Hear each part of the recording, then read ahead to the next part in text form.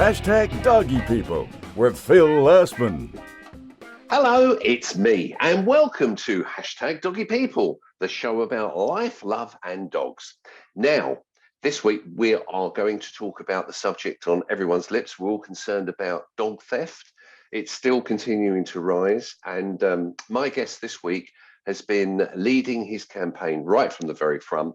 He's the founder of Pet Theft Reform, and I'm delighted to welcome back the dynamic Dr. Daniel Allen. I still think there's going to be an amazing slogan for a t-shirt. I'd wear one, I can tell you that. It's not often that we get people to come back so quickly, but in your case, I just had to get you back down because the whole subject of dog theft is in the news. I mean, what's sitting there last night having my supper, watching news at 10, off what comes up, you know, dog theft. And it's actually seems to be getting worse and worse and worse. The horrible people that are perpetrating this crime are becoming even more vile, really. They're now into blackmail, but we'll come to that in a minute. What is the impact when an owner and their family lose that dog to dog theft? In terms of owning a dog, having a dog as a part of the family, it's a massive thing. You know, the emotional bond that you have with your animals is remarkable, and that bond is reciprocated. You know, those animals are deeply connected with you too. So when they are taken from you, when they're stolen from the heart of the family, it's absolutely devastating. The victim impact is enormous. And that's one of the things which the Pet Theft Reform campaign is looking at, something which I'm looking at as a researcher, looking at dog theft crime more broadly, about what needs to be done and the ways in which we can actually take this into account when it comes to sentencing. So at the moment, it's not really being looked at. You've had a bit of a knockback recently in terms of, the sentencing and so forth for these things. I mean, Priti Patel said she was going to get tough on dog thieves. So what is actually happened, Dan? Lots of different things are happening. So obviously what we're looking for Pet Theft Reform is to make pet theft a specific offence with access to the appropriate custodial sentences. So we want prison sentences for pet theft, basically. And that's something which is still being talked about. It's not just about increasing sentences. It's about raising awareness, about finding ways in which we can get more and more people on board, whether it's MPs, whether it's the government, whether it's the organisations, the police commissioners, and all that's been happening. So Priti Patel has been saying very positive things about getting tough on dog theft, which is a fantastic thing to be hearing. There's a dog theft task force is being put together, and that's a bringing together of the Home Office, DEFRA, and the Ministry of Justice. So that's happening behind the scenes. It's something which I've been chatting with various people from the government about as well. It's something which is being taken seriously. Can I ask you, is that as a direct result of your input and Pet Theft Reform? If Pet Theft Reform hadn't been campaigned for the past 3.5 or more years, the likelihood is that dog theft crime wouldn't be at the place where it is today. Had it not been for the research that myself and my colleagues have been doing about dog theft as well, because it wouldn't be on the agenda. It wouldn't be on the political agenda. It wouldn't be in the media agenda. It would just be something which is occasionally in the news. It's quite exciting, actually, the fact that it's got to this level of transformation. And in my opinion, Pet Theft Reform is already happening. The process has already started to take place. The way in which dog theft is now being taken as a more serious crime, or perceived as a more serious crime than it had been a year ago, let alone 3 or 4 years ago, is absolutely remarkable. I'm not being a doom monger here, and I hope I'm wrong, but there is the potential through this crime that's being committed against the nation's dogs that we'll start to see people losing their lives over it. And that's what is really frightening. And that is why I'm so keen to high profile and highlight people like yourself who are doing as much as they can to stop this crime from actually spiraling out of control. It's something, obviously you need to be vigilant, you need to be aware, you need to be pet theft aware at all times. In terms of the perceptions of fear, Katie Bourne, the Crime Police Commissioner for Sussex, I believe, did the dog theft survey a few months back now. And obviously that showed in terms of the broader kind of perceptions of being scared of your dogs being stolen is very high. It's very high percentages. A lot of the public, even if they haven't had their dog stolen before, they're seeing all these reports in the media and sort of saying that could be us. And it could be, I suppose, to a certain extent. So the fear is there. And I suppose with that fear, it provides awareness to a certain extent. It also means that there's more serious kind of scrutiny from the police forces and the politicians in terms of what could be done. And obviously something which I'm doing with Dr. Helen Selby-Fell, who's a police senior lecturer in police in practice at Open University, is researching the extent and nature of dog theft. So we're basically looking at hotspots and the various patterns and ways in which we can find to prevent this crime in the future, trying to find out exactly who the people are involved. These hotspots you speak about, these are the areas where dogs are most likely to get stolen. Can you name a few of these hotspot areas? But in terms of actual locations, I'm going to check I'm not living in one of them. No, in terms of locations at this stage, it's not really something we need to make sure that we've spoken to the police force involved as well. We need to triangulate data, basically. What we're seeing at the moment is lots of information coming out about freedom of information requests, which I've done over the past few years as well. So lots of different people doing that's good to get it out there. But the FOI requests, that data from police isn't enough to give us a clear picture of exactly what's happening. Why are dog thefts recorded in certain ways in some police forces? Why are they not in other police forces? So, police force data is basically the lowest possible number of dog theft crimes there could be at any one point in time. We know in some parts of the country that dog theft is connected to organised crime. In other parts of the country, it seems that dogs are being targeted in a different way, whereby it might be more opportunist. So we can start looking at this, and obviously we need to connect this to other pieces of information about theft more broadly, not just about dog theft, and about organised crime more broadly. It's not just a simplistic dog theft is increasing in every single county, every single police force, and it's all connected to organised crime, because it's not.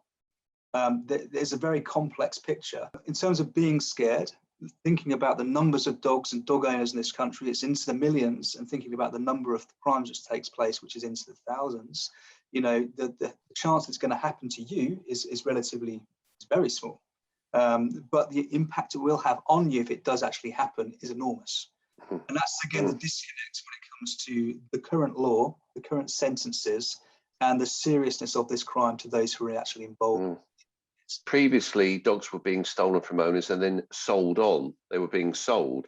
This new thing now is that people are following owners, nicking their dogs, and then selling them back to them. It's kidnap, basically, ladies and gentlemen. This is what it is. It's dog kidnapping now. It's we know who you are. We'll take your dog, and if you want your dog back, give us £1,000, give us 2, give us 3. A poor lady had a dog nicked. They asked her for 1,000. She gave them 1,000. Gave them another 1,000, 2,000. Then she gave them, I think, another few £100. And then they said, "Well, thanks for the money. We've never had your dog in the first place. See you later. Ha ha." Bye-bye. So the work that you're doing with the police and the government, Dan, is even more important than actually, I think the majority of the public actually realise. Another reason why I wanted to get you back and just let's catch up on this, because I think as a nation of dog lovers, this is probably the most worrying trend that I've ever seen in my lifetime. Alongside people getting phoned up, being told that we have your dog and you pay me this money, we'll give it back, and they haven't even got the dog. That's something which has always happened, but it's increasing.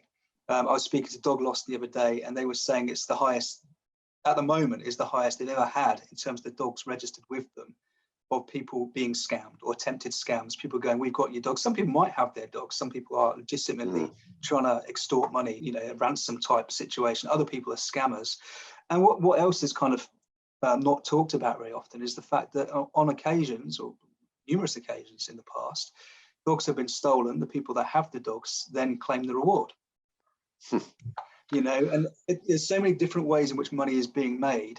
The thing which is the most important thing here is the victim. And the victim is the family, which includes the dog. How can the public best prevent their dog from being stolen, Dan? Most of the advice at this stage that I share comes from Dog Lost. They're a fantastic voluntary organisation. They work on the ground with victims and with the police. The general advice would be is to obviously be vigilant. Don't let dogs out of your sight. Make sure if you're going to a shop, if you're going for a drive, if you're let your dog in the garden, they're always with you. Don't leave them out of sight. Obviously, the broader things: make sure your dog's microchipped, make sure your dog's got the right information on its collar and on its microchip. In terms of safety of the house and the garden, make sure things are secure. I know there's going to be another campaign. It's not my campaign, but I've been helping as a part of a team about pet theft safety, personal safety, and that sort of stuff. I won't say who it is or what it is because that's for them to sort of say when it does come out. But it's a really important campaign. And I was really happy to be asked to sort of give some advice, and it's something which I think will make a really big difference to the people who are seeing it and sharing it. Do microchips really help reunite stolen dogs with their families? Yeah, they can do. Yeah, definitely. The thing about microchipping is the system's flawed. So microchips is compulsory to microchip dogs, which I think is a good thing.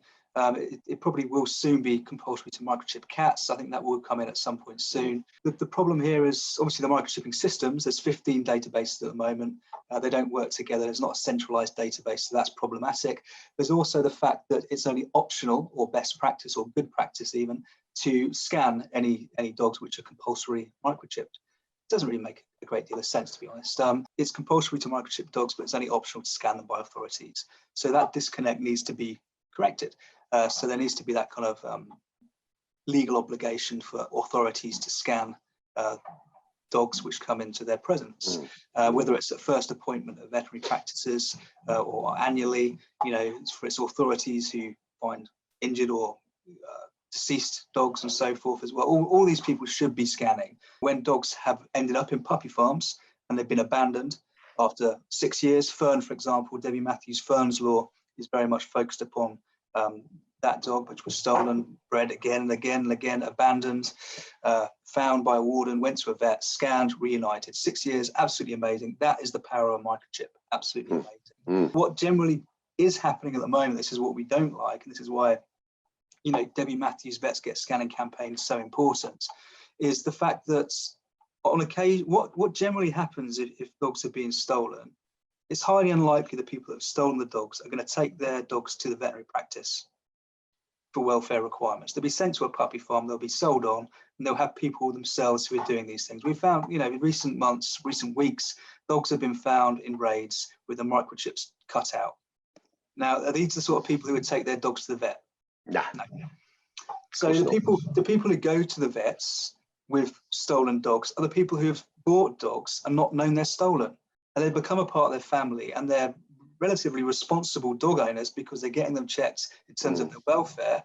So that scan, that first appointment is where those reunites can happen.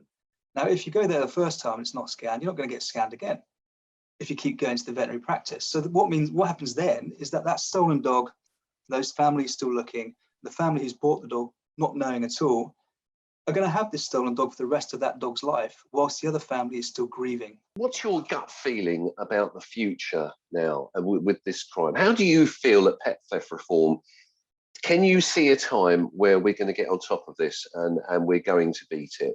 Are you optimistic about the future? I think, when it comes to this sort of criminality, is always going to exist. You can't wipe it out. It's the same with drugs and human trafficking. Human trafficking still happens today. Human slavery still happens today.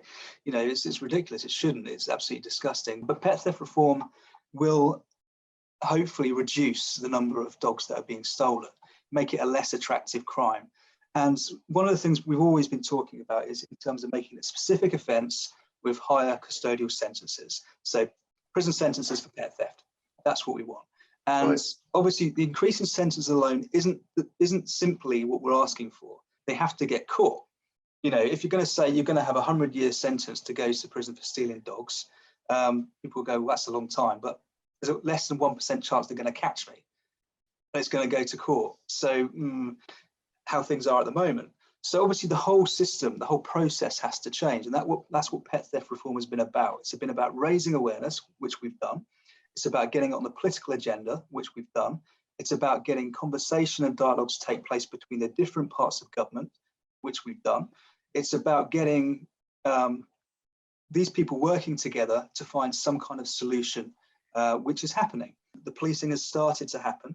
And we're hoping this is going to continue to happen after the elections of the kind of police and crime commissioners. So all the people who have been very much campaigning on dog theft and pet theft reform continue and actually implement what they've been saying, which I believe they will do, because there's some really amazing people who are working on this. Katie Bourne did the dog theft survey. She's been working very closely in terms of Home Office and so forth as well. Liz Webster, she's a candidate for Wiltshire Police and Crime Commissioner. She worked with us on Dog Zoom, and she's been working very closely with Dog Lost, and recently helped get a young dog called Paris back together with Dog Lost and their team. Debbie Matthews, Mark Abraham, Mark Randall. Who? Mark who?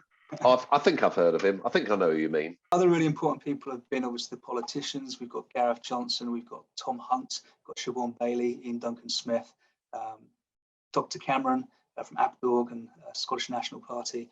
All of them are doing an absolutely amazing job in relation to pet theft reform. They're really pushing this in government. What are the things that really frustrate you about dealing and working with government? I mean, you make great strides to do this, and they're not the easiest for people to work with, are they? Let's be honest. But what frustrates you the most? It's just very slow. Politics are slow, and I think that's the most difficult. And people change in terms of people get voted in, they get voted out. So movements and progression and developments we made a few years back may have been held back slightly by people not being politicians anymore. Ross Thompson, for example, he was a politician up in Scotland. He was the Pet Theft Bill. He did that with John Cooper QC. That was 2018, and then for the next Parliament, he was no longer an MP.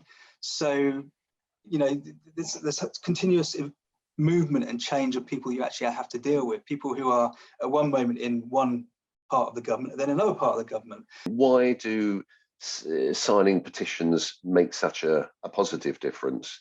Petitioning is really important. Signing petitions really does make a difference. There's different types of petitions. Obviously, government petitions for me are the strongest petitions to sign, in that if you get past 10,000 signatures, you get a government response. If you get past 100,000 signatures, it triggers a parliamentary debate. It just shows the public feeling about that particular campaign, that particular issue. So I know there are other petitions, lots of dog theft petitions out there on various different platforms now with 100,000, 150,000, 500,000 signatures. And it just shows, when these, they might not be a part of the same campaign, but it's the same issue. Do share them, do sign them. We've seen so many instances of, especially the government petitions going through Parliament. Look at Finn's law, look at Lucy's law. They were driven by publicity, which also comes from the government petitioning. You've got a government petition, get past 10,000, the media are interested.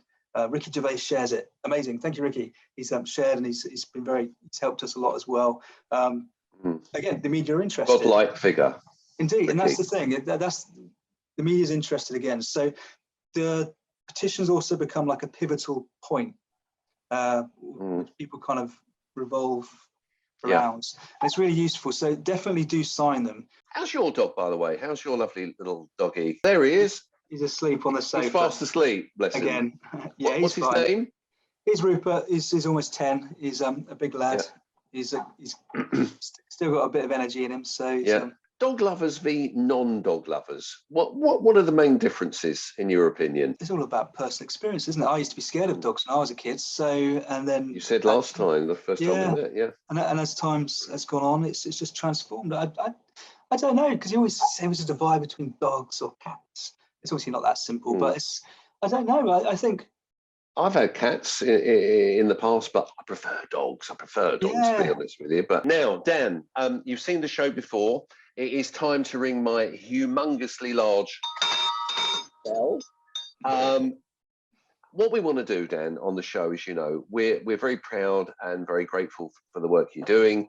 How can we help you? Can we ask you to make an appeal for your own charity or a charity you'd like to nominate?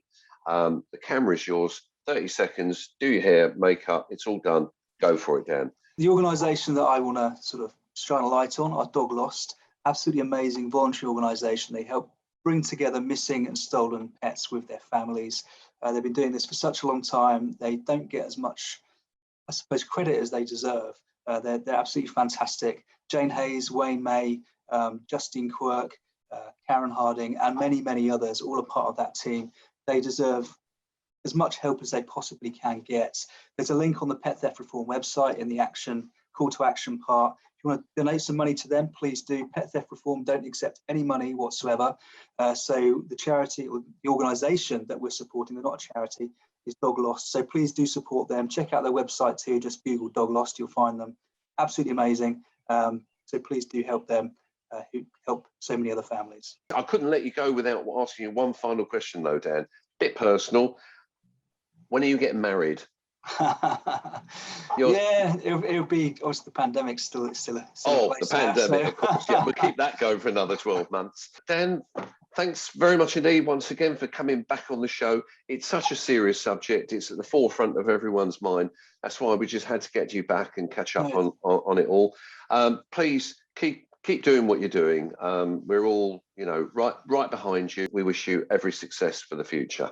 Thank you, Dan. Thank you. See you later. Have a lovely day. God bless you, mate. Take care. Bye. See you. So that's the end of our show, and I thought it went well. Thanks to Dr. Daniel Allen. And now it's time to have your say. Tweet me, email me, heckle me, as I say, whatever takes your fancy. Please just get involved and do your best to support the campaigns of our guests. Thanks for watching, and join me next time when we'll be speaking to some more #doggy people. Stay safe, love your dog, and cheerio.